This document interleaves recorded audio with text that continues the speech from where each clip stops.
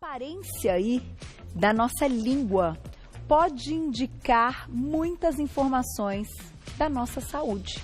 Que coisa, né? Alguém já parou para notar ali, olhar a língua próxima ao espelho, ver a coloração que tá, ver como tá essa camada? A gente vai aprender mais sobre isso. Aí a gente convidou mais uma vez o otorrinolaringologista, a doutora Maura Neves. Bem-vinda. Obrigada. Tudo bem? Tudo jóia. Prazer tudo bem? Aqui. Obrigada. Que assunto interessante, né, doutora? Assim, poucas vezes eu acho que a gente para pensar ou para notar uma mudança na língua, né? Na língua, né?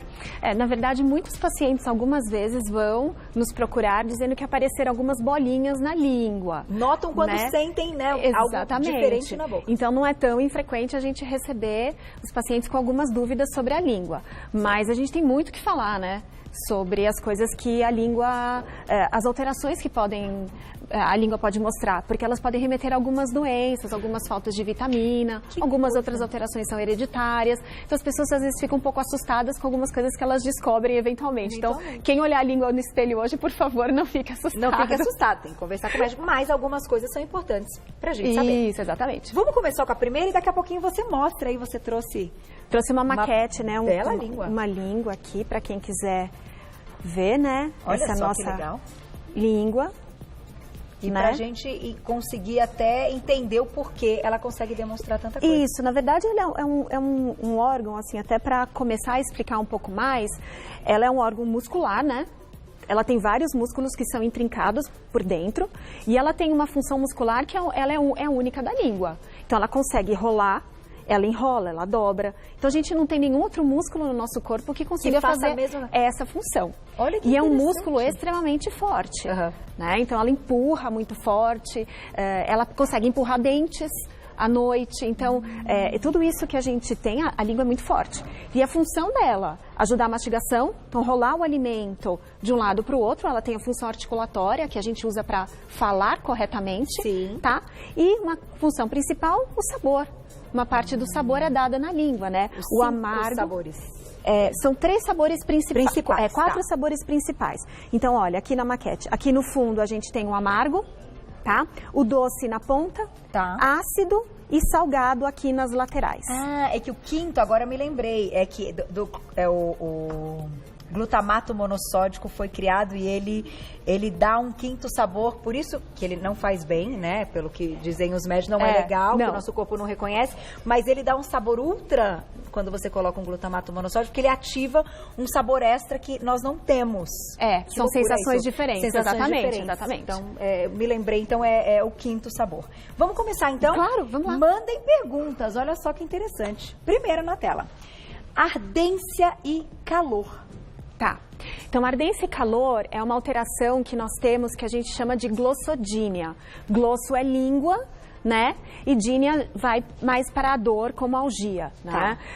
É uma alteração que é mais frequente em mulheres por volta da menopausa, tá?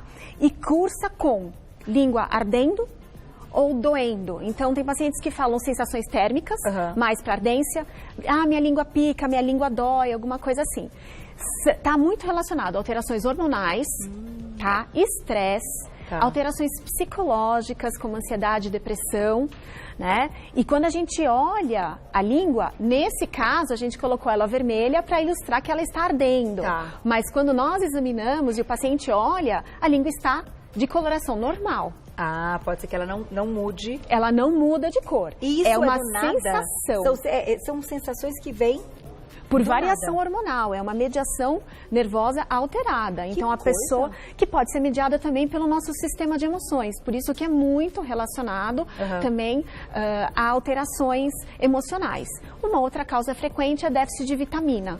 Então, uma das coisas que a gente faz no tratamento é dosar vitaminas ou repor vitaminas para ver se essa sensação de queimação melhora. E porque é muito debilitante, o paciente fica bem irritado. Ele fala, minha língua arde, dói, eu não consigo comer. Perde um pouco aquela discriminação de sabor. E quando vai olhar, não tem nada. Não tem nada, tá normal. Ele fica agoniadíssimo. Próximo, olha lá. Bolhas. Bolha na língua, né? Então, as bolhas, nós temos muitas lesões bolhosas na língua. A mais frequente que nós temos, elas podem acometer a língua ou toda a boca, tá? Toda a mucosa jugal. Então, bochechas, gengiva embaixo dos dentes. A mais frequente é a lesão herpética. Tá. Então, é uma lesão por herpes, tá? Então, ela faz bolha e depois ela faz uma abertura, uma úlcera, que vocês em casa conhecem por afta. Tá. Começa como Começa como uma bolha, tá? Outras lesões bolhosas também podem ser causadas por vírus. A gente tem muitas outras lesões bolhosas. Alergias a medicamentos podem dar lesões bolhosas, não só na língua, como em toda a boca.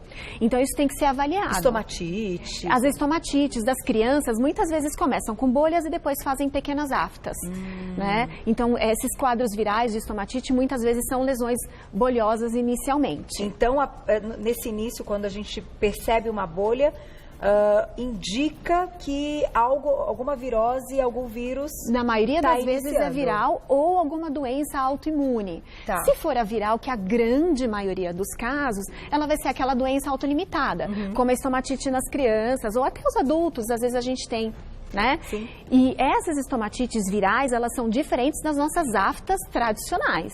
Tá. A afta, ela pode ser causada por outras coisas, né? Então, uma lesão ali, eu comi um abacaxi, por exemplo, fiz uma afta. Então, alguns alimentos mais ácidos, apimentados, muitos condimentos, podem gerar as lesões aftoides tradicionais. Mas as bolhas mesmo, normalmente, vírus. São virais, na maioria das vezes, exceto interessante. aquelas outras que eu já comentei. Que isso é comum. A lesão herpética é bastante comum. Habitualmente a gente vê bastante nos lábios, né? E às vezes a gente se assusta quando é dentro da boca, porque a gente não consegue caracterizar olhando dentro da boca como na pele. Como na pele. Na pele é fácil de ver uma bolha, mas lá dentro, às vezes a bolha fica com uma característica diferente. Então ela fica avermelhada em volta e em cima branquinha. Entendi. Então não fica tão fácil de ver como a bolha na pele. Por isso que às vezes confunde. Tá aí. Próximo, olha lá. Clara demais. Quando uma língua muito branca, o tom né? da pele, da língua, né? Então, a gente tem algumas causas da língua ficar mais branca. A mais frequente de todas, e não é nenhuma alteração, é saburra. Que é a própria descamação do epitélio lingual. Tá. Por isso que muitas vezes a gente tem que escovar um pouquinho a língua, tirar aquela saburra, porque a língua tem uma mucosa, como a nossa boca, e isso descama. Tá? E junta com bactérias e faz aquela placa esbranquiçada na língua, tá? No geral, quando você escova ou passa aquele raspador de língua, ele sai, então não é nada que você precise fazer com força, tá? Se a língua toda estiver mais clara, isso pode mostrar um sinal de deficiência de ferro ou de deficiência de vitamina, muitas vezes a biotina, uma das vitaminas B. Olha que interessante. Tá? Então, deficiência de ferro, a gente vai acabar investigando uma anemia, alguma coisa assim. Agora, se for uma placa mais branca aqui, que deixa a língua toda mais clara, então, muitas vezes a gente pensa na saburra. E na remoção. Inclusive, a gente tem daqui a pouquinho, né, um depoimento do Dr. Fernando Tai, que é cirurgião dentista, para a gente falar a respeito disso, dessa limpeza que é extremamente importante. Vamos pro próximo, olha lá. Manchas brancas. Então, é diferente da saburra. Tá. As manchas brancas, muitas vezes, é o sapinho, gente. Tá? Todo mundo conhece por sapinho. São placas brancas que aparecem na língua, na bochecha, no céu da boca, perto da mucosa jugal, que é onde tem os dentes, tá? E que você passa alguma coisa, por exemplo, ela pode se destacar. Tá? Então, essa é a lesão mais frequente do sapinho. E que também ela vem... É um fungo. É fungo, não é viral. É uma lesão fúngica, sapinho.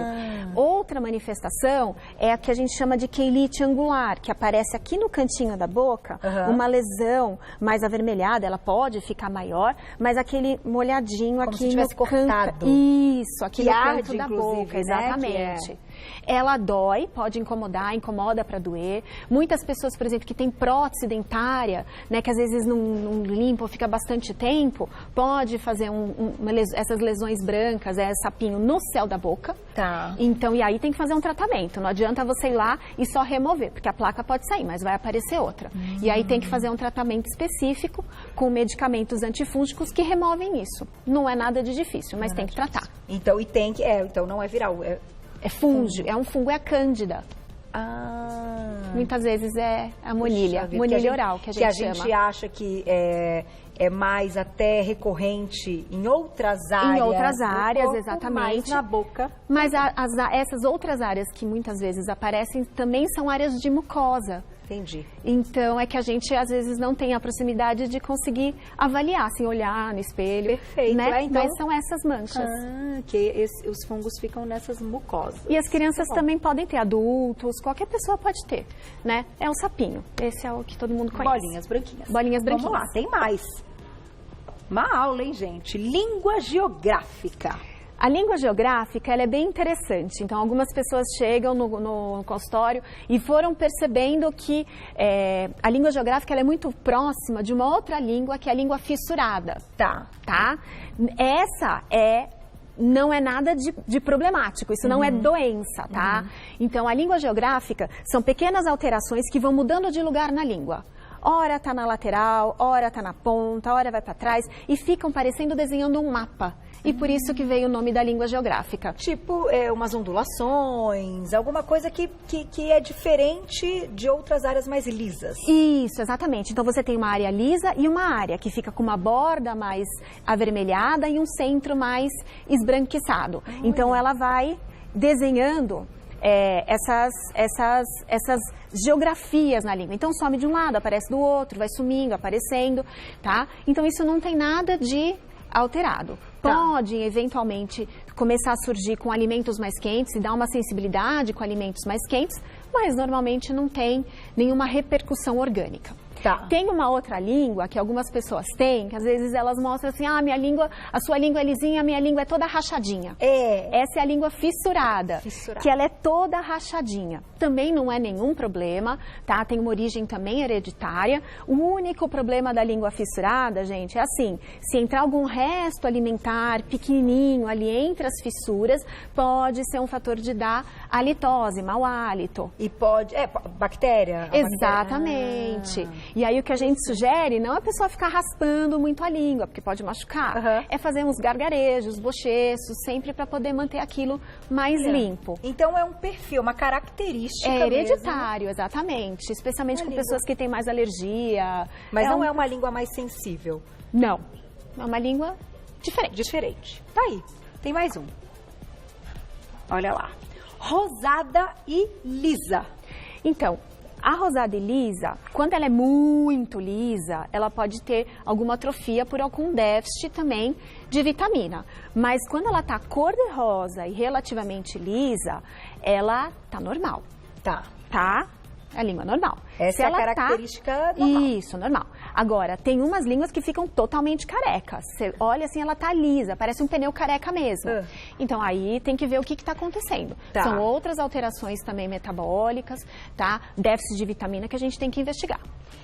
Eu vou lá e já volto, e daqui a pouquinho a gente pode falar também, a gente vai ensinar aqui um pouco da limpeza, que é algo importante, mas a parte da sensibilidade e até dos sabores, que tem muita gente que fala, mas não tenho sentido tanto sabor, se isso de fato pode acontecer, se tem coisas que a gente também se alimenta que acaba anulando, né? Sim, que a gente alimento anula o outro. Vamos colocar agora, acho muito importante, um VT bem bacana do Dr. Fernando Tai, ele que é cirurgião dentista, ele vai dar umas explicações e orientações fundamentais. Olha lá.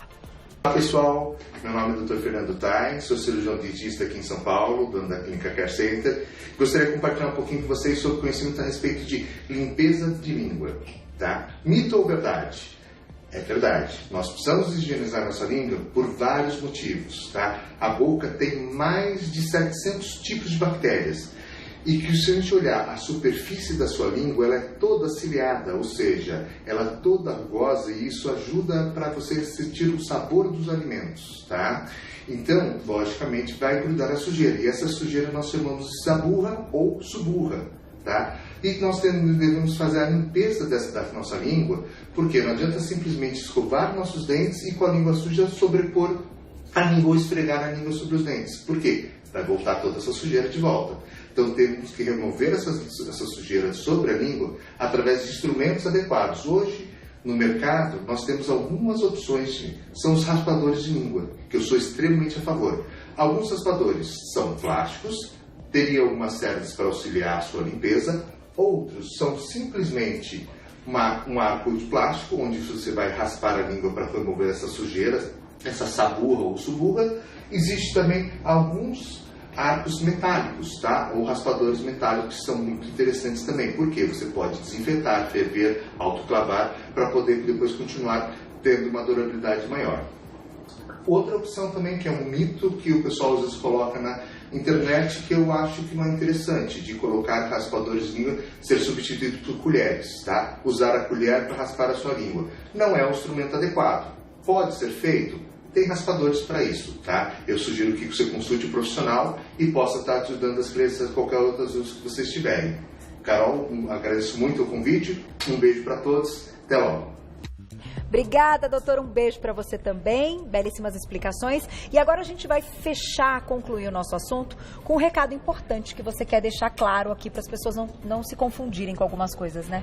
Então, as pessoas muitas vezes elas vêm nos procurar, ela põe a língua lá no espelho e fala assim, doutora, eu tô com várias bolinhas na minha língua, eu pus o dedo, eu tenho várias bolinhas, eu tô com um problema, eu tô com câncer, eu tô preocupado. Gente, a minha resposta é sempre assim, olha, graças a Deus que você tem essa bolinha, porque significa que você está sentindo o sabor. Então não confundam, no fundo da língua nós temos, olha, dá até para ver, se aproximar aqui, conseguir aproximar, a gente tem, elas ficam num V no fundo da língua, tá? São as papilas valadas, elas são as papilas que dão alguns sabores. Então todo mundo pode olhar a língua lá em casa, hoje, no espelho e vai ver essas papilas, tá. São bolinhas elevadas, deixa ela lá. Se você esfregar, ela vai ficar inflamada, vai aumentar de tamanho e pode começar a doer sim, tá?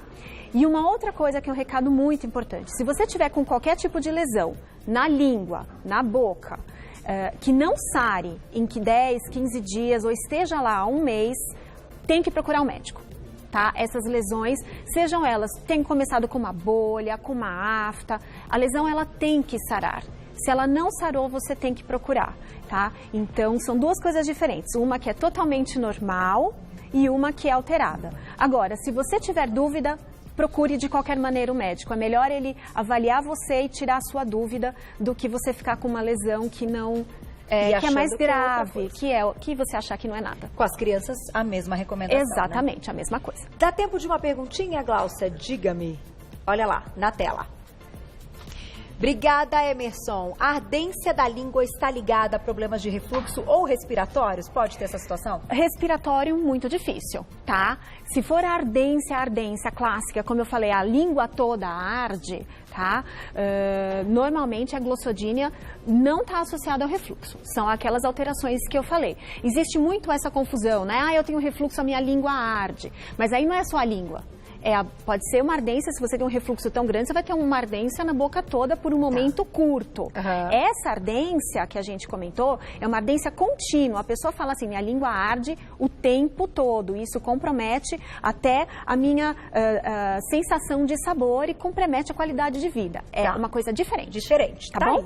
Vou deixar um agradecimento especial à doutora. Quem quiser saber mais, lá no Instagram você encontra a clínica @medprimus, @med Primus, com US no final, @medprimus, para poder mandar perguntinhas para a doutora Maura, sempre incrível. Obrigada muito mais obrigada. Uma vez. Sempre um super prazer.